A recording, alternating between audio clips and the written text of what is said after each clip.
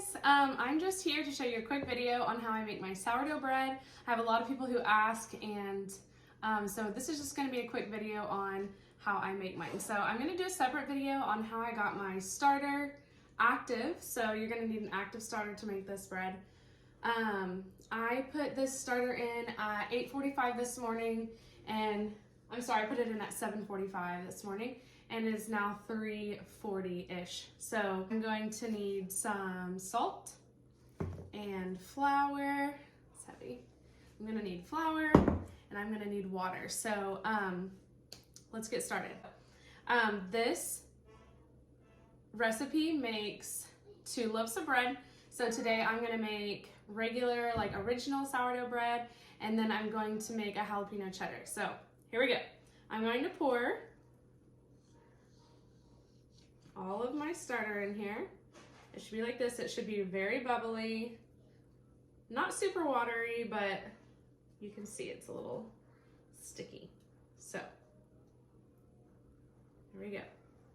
Now, if you're new to this, you are going to want to keep the rest, don't scrape the sides of the jar. Leave the rest of this in here. It's blurry. Anyway, I'm gonna show you what to do with that in just a minute. So I've got that in my bowl. I have 4 cups of water right here. I'm gonna pour it all in. I'm gonna use my little whisk, stir it up.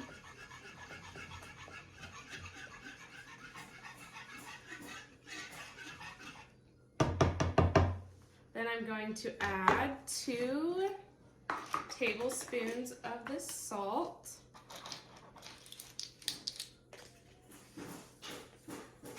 So 1, 2. And then I'm going to add 9 cups of flour. So 9 cups here. You do want it to be level. This is kind of messy. There's 1.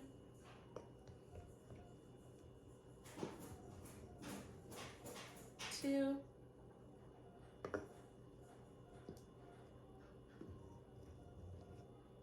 3, 8,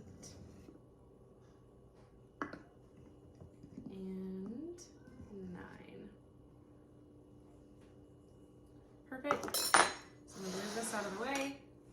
I'll clean up my mess later. I'm gonna take, if you don't have one of these bread whisks, these are amazing. When I first started doing bread, I was just mixing it with my hands and a spatula. So this one's perfect. You're just gonna mix all this together. Again, it is going to be messy, that's okay. Okay, so I've got all of this mixed up. You don't want there to be any dry flour. Here we are. So you can kind of see the consistency here. I'll show you. There we go. So I'm just going to leave this in this bowl. I'm going to take my little hair cap. You can use a towel. You can use whatever you want. This is just how I learned to do it. And I'm going to let this sit just out on the counter for 30 minutes. I'm going to show you, because this happens a lot. A lot of people will start making bread and they use their first starter to make bread, of course, and they'll scrape the sides and then they won't have any starter left. So I don't know if that's happened to you, but this is how you can prevent that. So I'm going to take what was left in my jar, which is like probably about a tablespoon, maybe a little more. I'm going to add 3/4 cup of water, and then I'm going to add 1 cup of flour. Okay, so I just did 3/4 cup of water.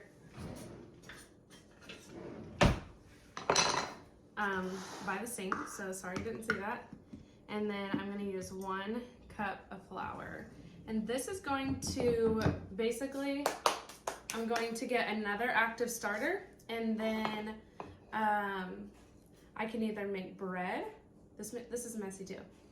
I can either make bread once this doubles in size, or I can let this double and then let it sit in the fridge as discard. So if you see any recipes that call for discard, this is what you can use. Just be sure that you keep at least a tablespoon for when you want to make bread again. So I'm just gonna stir this up. And then I'm gonna get another shower cap. And I'm going to let this sit. It actually is right where I was the first time. So I've marked it, and now I'm getting ready to make another active starter. Okay, so this has sat for 30 minutes. I'm gonna pull the cover off and take my rings off. And I am going to stretch and fold. So the texture has already changed a little bit. I'm gonna show you, you're gonna go like this and fold over. You're gonna kind of scoop from the bottom, fold over, scoop from the bottom, fold over, and one more time. Scoop from the bottom, and fold over. So that's my first stretch and fold. I'm gonna put this back on, and now we're going to wait 90 minutes, so an hour and a half. So just set your timer and let it rest. We have waited for 90 minutes, and we are going to do the same thing again. We're gonna do our stretch and fold. Family cooking night tonight, so they're making something different while I'm making sourdough bread. And I wanted to show you, we're gonna be using some of my previously baked sourdough bread for bruschetta. So we're gonna chop that up and bake it. Anyway, here we are. So I'm going to do the same thing like I said. It's gonna be a lot more doughy this time. And we're gonna do stretch and folds.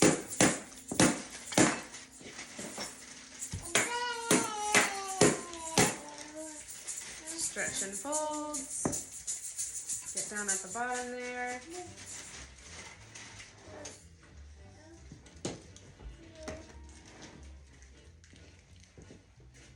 Okay, so again, we're gonna wait another 90 minutes, and then we're going to do our last stretch and fold. So this one's gonna be a little different than what we've seen before. So we're gonna take this out of here. Okay, so we've got our dough. Looks great, not too sticky. And we are going to cut this in two, because like I said, this recipe makes two breads. So I'm gonna move one over here. I'm gonna show you what to do. So we are gonna make this in a rectangle.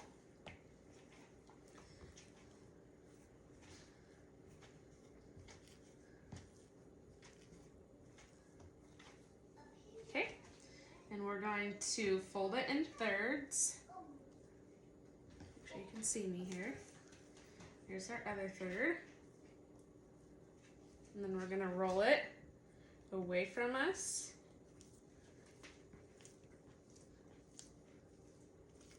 Okay.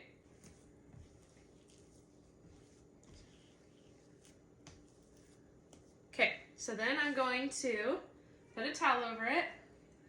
I'm gonna let it sit for 20 more minutes, and then I'll show you what to do next. So our 20 minutes is up. We'll see. Can I get it? Fall in just a little bit here. So we're gonna do the same thing again.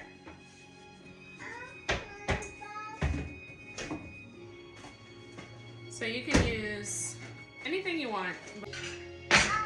Okay, and then same as usual. We're gonna take it. We're gonna roll it up. So you have to roll it up. Also, you have to roll it up. Yep. Oh, hi. I have floured these bowls. Nothing fancy, just a cloth and flour. I'm gonna set this on the inside of it. Let me get another bowl. Set this one. And we're gonna stick this in the fridge for 90 minutes or overnight, whichever works better for your